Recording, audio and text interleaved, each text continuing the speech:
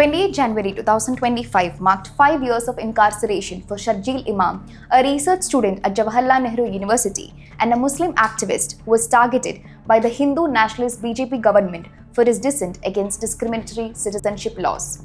In January 2020, during the historic agitation against the Citizenship Amendment Act and the National Register of Citizens, Imam was charged under draconian laws including sedition and the UAPA by 5 Indian states for his speeches against the CAA and NRC. Following an intense hate campaign on the internet and repeated government notices, the PhD student from Bihar surrendered to the Delhi police on 28 January 2020.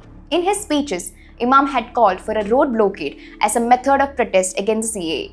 The police in Delhi, Uttar Pradesh, Assam, Manipur and Arunachal Pradesh registered FIRs against him, and according to their charge sheets, his speech was labelled as secessionist and inflammatory. The police alleged that his speeches had led to protests at Jamia Millia Islamia and contributed to tensions in the days leading up to the 2020 Northeast Delhi pogrom.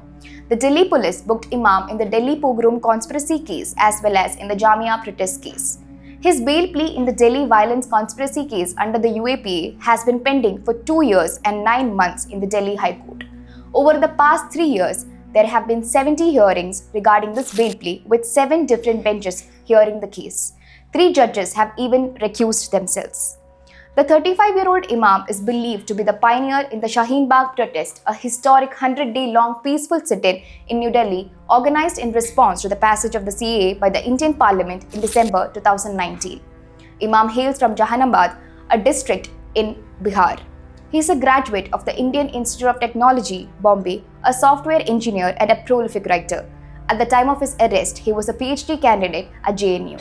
Except for the case registered in Manipur where he was not arrested, Imam has received bail, both regular and statutory, in 6 cases involving UAPA and sedition charges.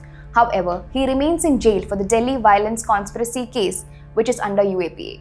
Several United Nations rights experts call the release of Imam and other anti-CAA protesters, saying that their arrest seemed clearly designed to send a chilling message that criticism of government policies will not be tolerated.